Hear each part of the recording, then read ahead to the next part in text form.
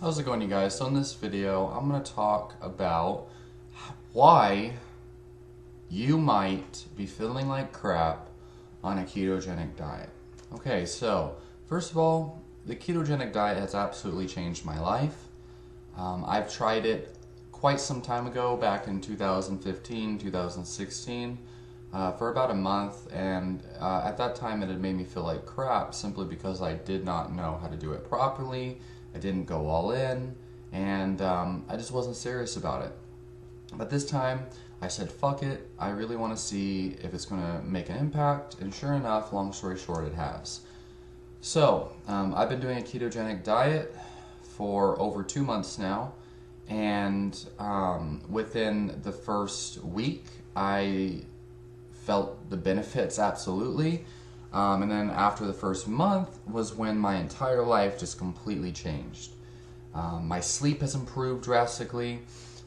Like I could literally just fall asleep at the right time without the need for herbal supplements or anything like that. I sleep much more deeply, much more fully, and I don't need the full 8 hours anymore. I could literally wake up after 5 hours, even 4 hours of sleep, and I can function without feeling that lethargy that you would normally feel on lower sleep. My stress response has drastically improved due to upregulation of GABA that ketogenic diets actually cause, and probably also because sugar is highly inflammatory, and the constant up and down of blood sugar spikes can also cause spikes in cortisol, and also because I exercise extensively, and when my body is turning body fat into fuel, and by the way, muscle cells can actually use ketones, and also a ketogenic diet happens to be glucose sparing, well, now I'm able to exercise and not need to consume a source of fuel afterwards in order to fuel my muscles. So my muscles are already being fueled from my fat stores.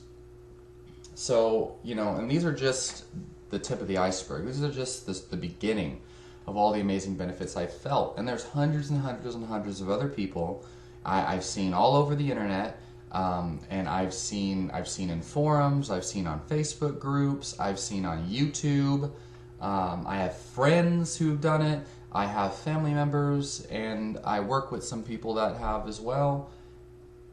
And I meet new people at the health food stores all the time whenever they see me buying bulletproof coffee and stuff like that. And they ask me about it. And yes, we all experience the same benefits, but there's some exceptions. Some people, for some reason, have problems. So, in this video, I'm going to be discussing that. So first of all, let's keep in mind, I've been doing my health journey for over 5 years, for quite some time, and I've experimented with low-carb diets on and off.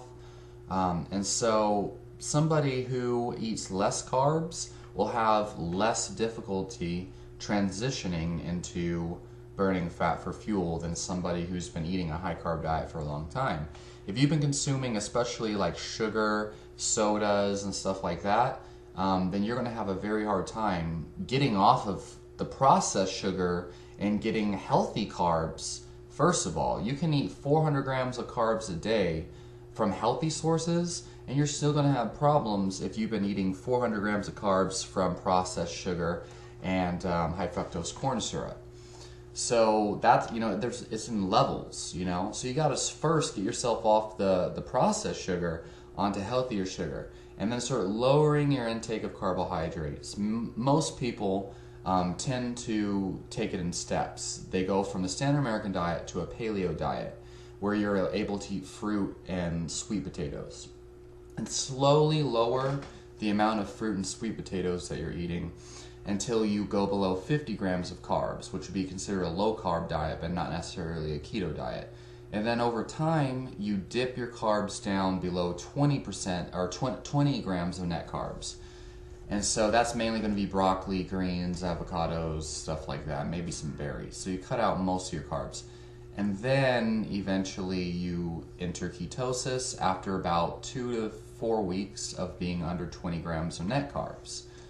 Okay? And so that will make it easier. So most people, they feel like crap because they've been eating a high carb diet, especially from sugar and stuff like that, for a very long time. And so their body takes a lot longer to adapt than a regular person who simply eats a low-carb diet or what have you. The other thing is a lot of people have blood sugar problems that they were not aware of. I myself dealt with doctors, telling me I had diabetes one minute, and then when I went for the emergency visit the next day, they took back the diagnosis. And most people have blood sugar problems, and they don't get checked out by a doctor. They don't take the right tests, even if they do, and they're not aware that their blurry vision, their lethargy, their fatigue, their insomnia, their circulation problems. There's a number of symptoms that can actually be directly caused by blood sugar imbalances, pre-diabetes, and even mild cases of diabetes. Anxiety, loss of feeling in your extremities. I had all those symptoms. And when I went keto, all of these symptoms went away completely. So somebody with diabetes, might have a harder time because they have problems with their metabolism. Anyway, so those are the basic problems. Then you have psychological nocebo effects where people just are used to eating carbs all the time, and people will stop prematurely. Let's keep in mind, during the first 2 weeks, it's going to suck for most people. Okay, unless you implement the tips I'm about to explain in the next couple of minutes. So if you've only done a keto diet for like 2 to 4 weeks or less, if you've only done a keto diet for 1 week, your body hasn't even started to get into ketosis yet, So saying like, oh, I felt like crap, the keto diet didn't work for me. Bro, you were only doing a keto diet for like 2 weeks. You weren't even in ketosis yet. So you don't know if it worked or not. So you've literally got to give yourself anywhere from 4 to 8 weeks. And after 8 weeks, if you still feel like crap, well then make sure you address the next things I'm going to mention in this video. But some people might just not be able to do it, although they should. It's a natural ketosis, a ketogenic metabolism is a natural process, and it is the body's primary preferred metabolism, state of metabolism, in which all human beings should be able to achieve. So yeah, and I'm not even going to sit here and try to defend that position, because most people that don't want to do it, they'll disagree. Anyway, there's a reason why your body stores body fat when you eat too many calories. It's because body fat is your body's primary source of fuel. Okay, but glucose, blah, blah, blah, yeah, that's a secondary source. Once you burn the glucose, then the body starts to use its body fat. So scientifically, technically, body fat is your body's preferred source of fuel, not sugar. Sugar is secondary. Then once you burn the sugar, it burns the fat. But it has to burn through the glucose first in order to get to the body fat. So what are the most common reasons why people feel like crap on a ketogenic diet? Okay, so here's what I've observed. I've seen most people are very scared of eating too much protein because they think that gluconeogenesis is going to automatically convert all the protein you eat into glucose. That's not true. If you are under eating protein and you're wondering why you feel like fucking crap, okay, that's probably why. So, if you feel like crap on a keto diet and you're eating adequate amounts of fat and calories, you should increase your protein intake to 1 gram per pound of body weight. Okay, especially if you're an athlete. I can tell you right now, I lift weights vigorously. I have not experienced any dips in my strength at all since I started a keto diet 2 months ago. Everybody that does a keto diet with the high fat, moderate protein, they say, oh, I lost my energy, I felt like crap, I lost my strength.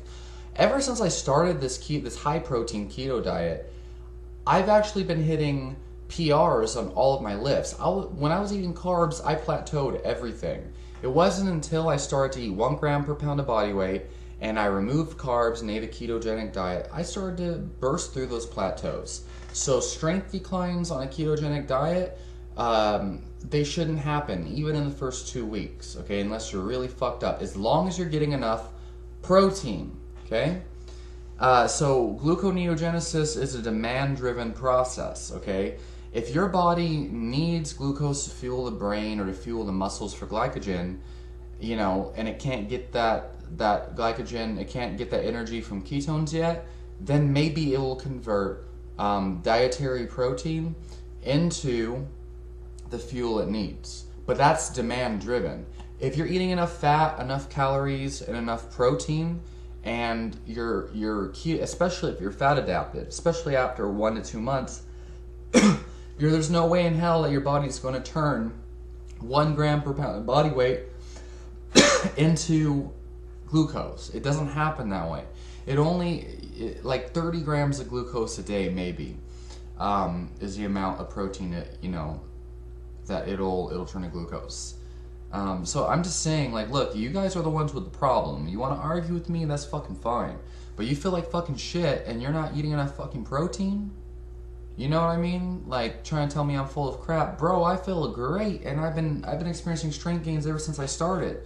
I have not experienced the same problems all these other people have, and I think it's because I started off eating mainly animal protein because I saw all these people experiencing great benefits on a carnivore diet. And then I realized, I listened to an interview with Mark Bell's brother, I think, who said, holy shit, when people go from a ketogenic diet to a carnivore diet, for some reason they experience all these strength gains and benefits. They start getting their strength back, they get more muscular. And this guy said, well, I think it's because on a ketogenic diet, I was eating 70% of my calories from fat, and I was only eating like 20% from protein. So now, since they're eating nothing but fucking red meat, they're getting all the protein they needed, okay? That, I don't think that it's removing vegetables that is saving a lot of these ketogenic dieters, or that is saving a lot of these carnivore dieters. I don't think these carnivore dieters are experiencing greater energy, vitality, sleep, and all this shit from removing vegetables. I think if they have food intolerances, then yes, joint pain and shit like that, for sure.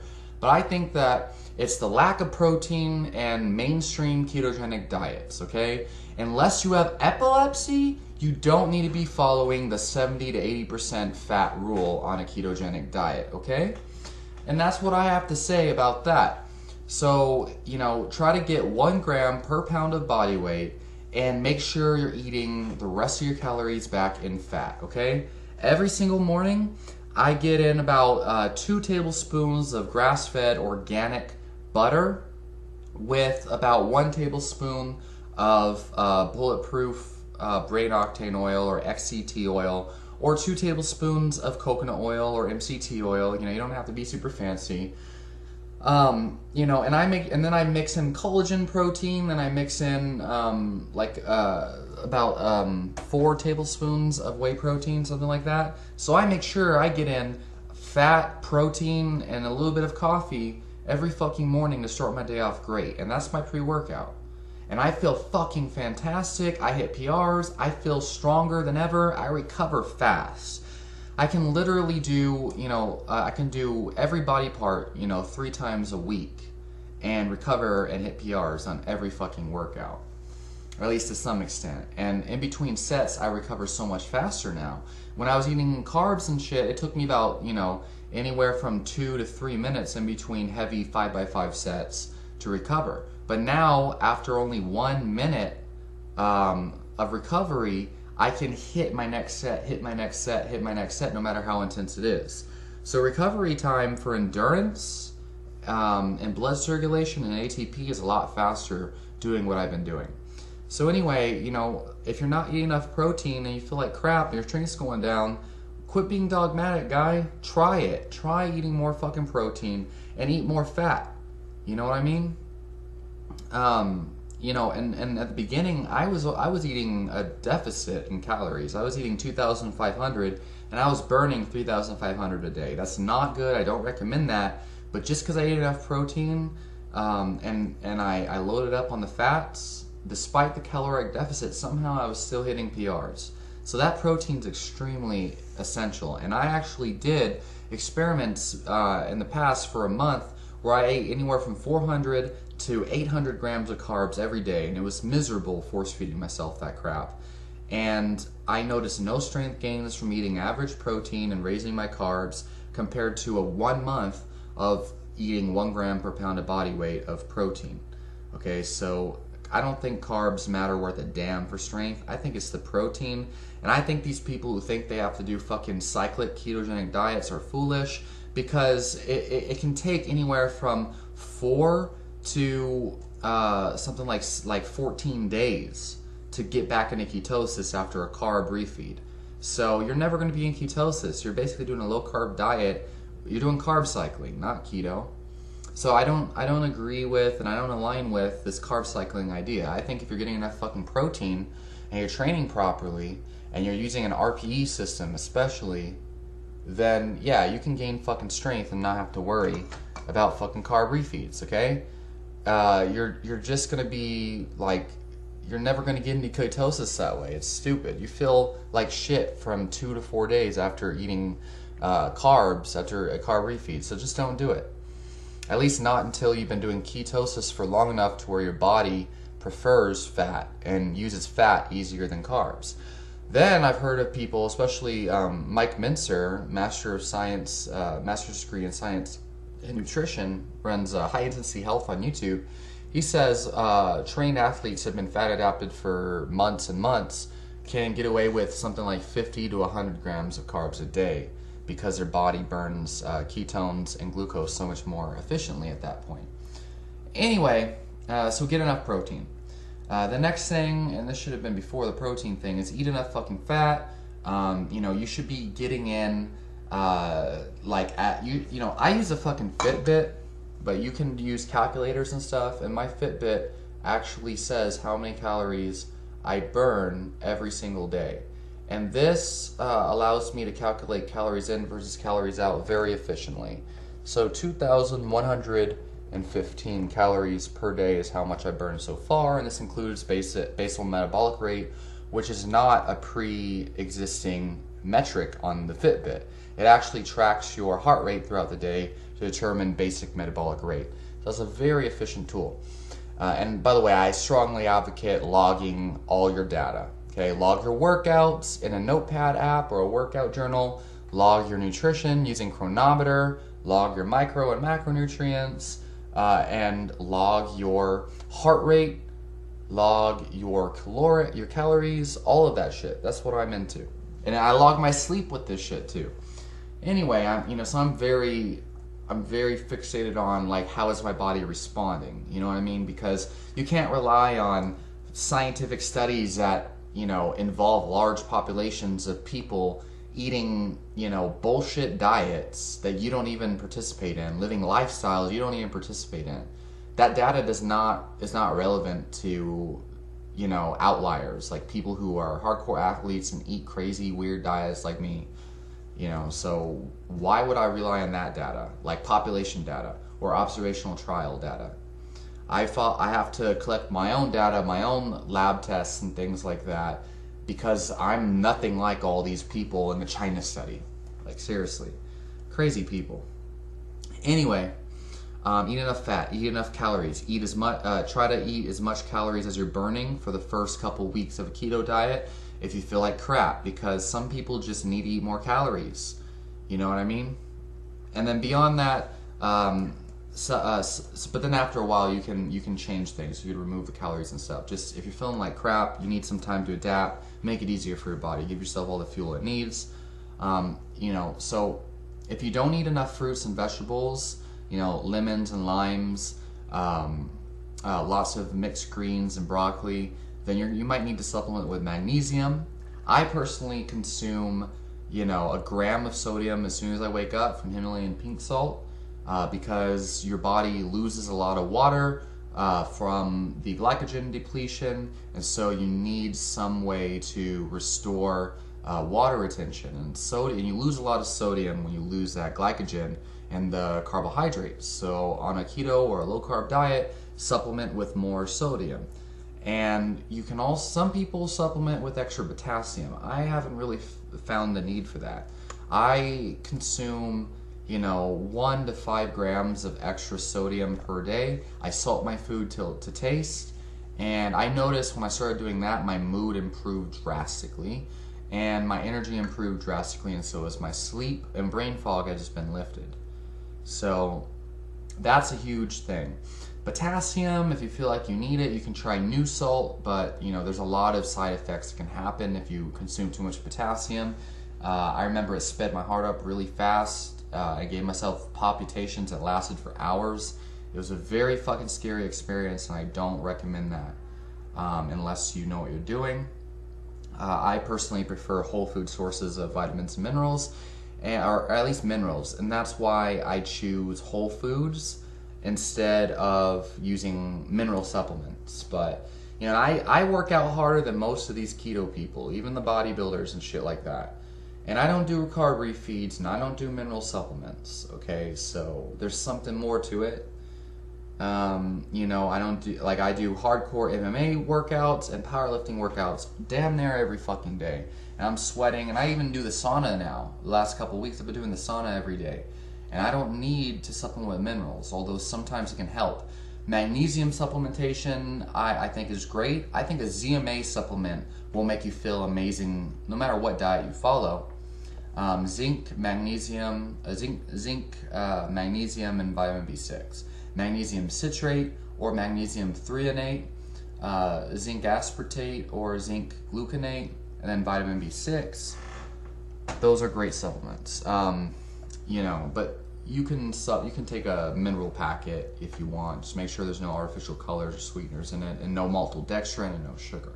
Careful with those electrolyte packets. Some of them have glucose in them. Make sure you're not consuming any added sugar. Make sure you're not eating too much bacon and processed foods and crap like that. I don't consume bacon because all the bacon I've seen has fucking sugar in it, and it's very hard to find sugar-free bacon, but it does exist. I eat 2 pounds of ground beef every fucking day, super cheap, and it makes me feel great. I consume sour cream every day, tablespoons. I consume coconut oil, you know, butter, sour cream, heavy cream. I consume lots of organic grass-fed raw cheeses. I don't skimp myself on nutrients, and I feel great. I also consume, you know, 1 to 2 tablespoons of cod liver oil every single night, or every single day throughout the day. And I supplement with vitamin D now.